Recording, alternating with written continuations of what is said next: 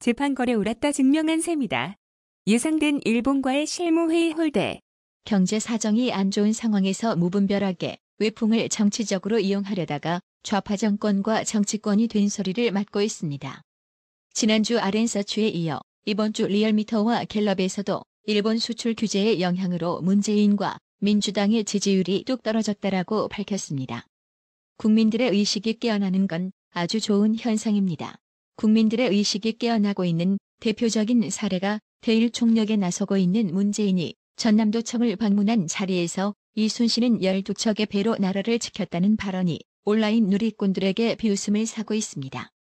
해당 소식을 전하는 기사에는 약 4천여 명이 화나요를 클릭하며 문재인의 발언을 조수하고 조롱하는 댓글이 베스트 댓글을 차지하고 있습니다. 순공감 순으로 소개해보자면 KSH1은 너하고 이순신하고는 차원이 다르다라 했고 거드는 어찌 보면 이순신 12척보다 낫네. 세월호 배 한 척으로 대통령에서 나라 멸망시키고 있으니라 했고 MJI1은 문재인은 박근혜 발가락대만도 못하다 공감, 발가락대만큼은 따라간다. 비공감이라는 댓글 여론조사로 비공감 64개 비해 1543개의 압도적인 공감을 받았으며 누리는 그래니가 선조다. EXR라며 일침을 날렸습니다. 특히 키노는 친일 프레임 조장해서 우파를 공격하고 한일 대립 구도를 내년 총선까지 끌고 가려는 듯. 한국 경제야 망가지든 말든 선거에서 이기기만 하면 되고 적절한 시기에 김정은이랑 악수 한번 하면 정권 연장에는 문제가 없다고 생각하는 듯. 경제 망가지면 이제는 전부 다 일본 탓만 하겠네라며 직격탄을 날려 네티즌들에게 많은 공감을 얻었습니다. 좌파 세력들에게 멘토라 불리는 유시민 노무현 재단 이사장은 12일 CBS 라디오 김현정의 뉴스쇼에서 일본의 경제 보복 조치와 관련해 이런 판국의 일본 총리인 아베를 편드는 듯한 발언을 하는 분들은 가슴에 손을 얹고 생각을 한번 해보셔야 한다고 밝히며 나는 누구인가, 여기는 어디인가 이런 것을 한번 생각해봐야 한다. 도쿄로 이사를 가시든가라고 강조했습니다. 유시민의 얼토당토 않는 말에 온라인 누리꾼들은 5,800여 명이 화나요를 클릭하며 분노를 표출했습니다. 약 7천여 개가 달린 댓글 중에서 순공감 순 1위에 오른 댓글 내용이 김정은 편 드는 너는 평양에서 안 사냐? 라는 글이었습니다. 그렇습니다. 유시민은 그동안 북한 독재자에 대해서는 방송 출연을 통해 무한한 이해와 포용심을 보여왔습니다. 유시민 당신부터 당장 북쪽으로 꺼져보세요. 12일 한일 양국 정부가 일본 정부의 한국 대법원의 강제징용 손해배상 판결에 대한 보복 조치와 관련한 첫 실무회의를 열었습니다. 도쿄의 일본 경제산업성 별관 1031호.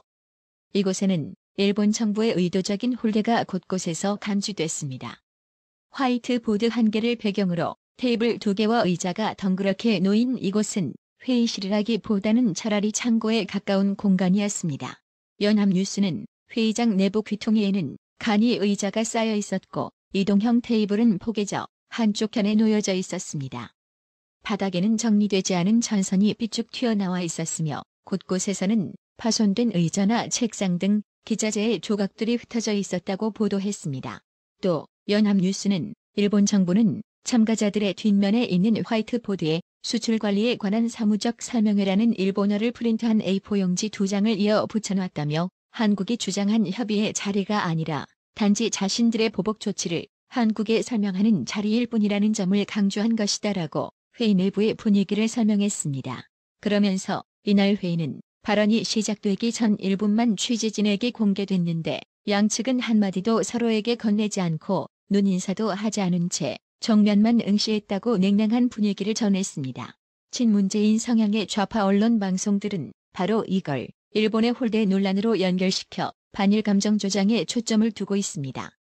단도직입적으로 그래서 어쩌라고요? 홀대 예상하지 못했다면 바보 멍청이 아닌가요? 문재인이 아베 면전에 대놓고 일본은 동맹이 아니라고 했는데 그럼에도 일본이 우대국 이유를 지켜야 한다는 말인가요? 일본의 편을 들고 싶지 않지만 이번 문재인 좌파 정권의 외교 꼬라지를 보면 저절로 입에 소욕이 나올 만큼 한심함의 극치를 보여주고 있습니다. 오로지 반일 감정에 취해 국제적 외교 관계에서 넘지 말아야 할 선을 넘은 건 문재인 좌파 정권의 어설픈 무능외교 탓인 겁니다. 이제 이 정도면 결국 재판 거래는 옳았으며 국익을 위한 것이었다는 게 입증된 것 아닌가요? 솔직히 재판 거래가 있었다 해도 일본과의 과거사 문제 관련된 것은 외교적 마찰을 억제하기 위해 재판을 거래할 필요가 있는 거죠. 이제 우파는 이 점을 국민들에게 어필하여 정면 돌파할 필요가 있겠습니다. 정치인은 국민 경제와 국가의 생존이 관련된 일에 개입하고 거래하라고 존재하는 것입니다. 사법부는 국가 시스템과 동떨어진 존재가 아닙니다.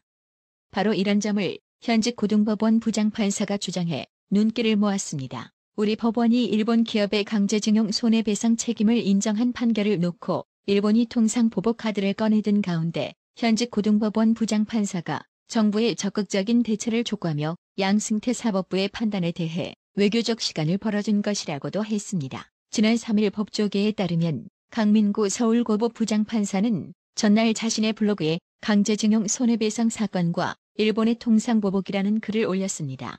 강민구 서울고법 부장판사는 양승태 코트에서 선고를 지연하고 있던 것은 당시 박근혜 정부에서 판결 이외에 외교적, 정책적 방법으로 이 문제를 해결할 시간을 벌어준 측면이 없지 않아 보인다며 이는 대표적 사법농단 적폐로 몰리면서 전직 대법원장 등이 구속되는 초유의 사태에 이른다고 했습니다. 강민구 서울고법 부장판사는 삼권 분립상 사법부 판단을 한국 정부로서는 어찌할 수가 없다는 대응 방식은 대외적 외교 관계에서는 통하지 않는다며 사법부도 한 나라의 국가 시스템 속의 하나일 뿐이라고 외교 상대방은 당연히 간주하는 것이고 그래서 양승태 코트 시절 그 같은 고려를 한 측면도 일정 부분 있는 것이라고 했습니다. 그러면서 강민구 서울고법 부장판사는 감정적 민족주의 주장은 듣기에는 달콤하지만 현실 국제 외교 관계에서는 그런 주장만으로 국익을 지킬 수는 없다고 했습니다. 이어 일본의 보복 정당성은 전혀 인정할 수 없지만 우리에게 그에 상응하는 대응책이 거의 없는 현 시점에서 나라를 이끄는 리더들이 부디 지혜로운 정책 결정을 늦었지만 지금이라도 속히 하기를 국민의 한 사람으로서 나라 잘 되기를 바라는 심정에서 바랄 뿐이라고 했습니다. 일본 경제보복 조치에 대한 문재인 좌파 정권과 정치 세력들의 대응은 세 가지로 요약이 됩니다. 첫째, 청와대의 대기업 총수 불러놓고 자력갱생 강조하고 둘째, 민주당은 일본 경제보복에 대응하기 위해 추경 예산 3천억 반영. 셋째, 민주당 최재성 의원의 의병을 일으켜야 할 일. 결국 사고는 정부가 지고 국민 혈세와 기업이 앞장서야 할 일만 부지기수로 만들어냈습니다. 한편 한일 갈등 문제 해결에 도움을 요청하려고 강경화 장관이 폼페이오 국무장관과 통화를 요청했으나 성사되지 않았다고 합니다. 국회 외교통일위 관계자는 폼페이오 장관이 일정이 바쁘다는 이유로 강경화 장관의 요청에 응하지 않는 것으로 알고 있다고 말했습니다. 현지 시간 11일 미 국무부가 도널드 트럼프 미 행정부가 북한의 핵동결과 일부 제재 유예를 맞바꾸는 방안을 고려하고 있다는 언론 보도는 사실이 아니라고 밝혔습니다. 모건 오테이거스 미 국무부 대변인은 이날 정례 브리핑에서 트럼프 행정부가 북한의 핵 프로그램 동결을 조건으로 석탄과 섬유 수출 제재를 일부 유예하는 방안을 검토 중이라는 한국 언론 보도를 부인했습니다. 모건 오테이거스 미 국무부 대변인은 스티븐 비건 미 국무부 대북정책 특별대표와 논의했다. 비건 대표도 보도 내용을 확고히 부인했다라고 했습니다. 비건 대표가 언론 보도는 완전히 거짓이라고 했으며 보도 내용에는 어떠한 진실도 없다는 얘기입니다. 그래서 미 국무부가 대놓고 지칭하는 이 가짜 뉴스의 진원지를 역추적해보니 지난 7월 11일 미국 1년에서 18개월 한시적 제재 유예 검토의 제목으로 MBC 뉴스가 보도한 내용이었습니다. 앞으로 미북 회담에 대한 전망을 어둡게 만들 소식입니다. 북한이 2017년 11월 29일 시험 발사한 대륙간 탄도미사일 ICBM 화성 15호가 미국 본토 전역을 공격할 수 있는 능력을 지녔다고 주한미군이 밝혔습니다. 주한미군이 북한 ICBM의 미국 본토 공격 능력을 공식 인정한 것은 이번이 처음입니다. 주한미군 사령부는 11일 홈페이지에 공개한 주한미군 2019 전략 다이제스트에서 2017년에 일어난 주요 사건 가운데 북한의 탄도미사일 시험 발사 도발과 미사일의 특징 등을 설명했습니다. 주한미군은 2017년 5월 14일 발사한 화성 12호의 사거리는 7,000km, 같은 해 7월 4일 발사한 화성 14호는 10,060km, 11월 29일 발사한 화성 15호는 12,800km에 이를 것이라고 추정했습니다. 2008년 처음 미국에 포착된 화성 13호, 일명 KN-08의 사거리는 5,500km로 추정했습니다. 주한미군은 화성 13호까지는 중거리 탄도미사일로, 화성 14호와 화성 15호는 ICBM으로 분류했습니다. 이 중 화성 14호는 미국 본토 대부분 지역을, 화성 15호는 미국 본토 전역을 공격할 수 있다고 분석했습니다. 나라의 TV는 보다 더 양질의 컨텐츠를 생산하기 위해 자발적 구독료를 후원 형식으로 받고 있으니 많은 성원 부탁드립니다. 시청해주셔서 감사합니다. 구독은 꼭 눌러주세요.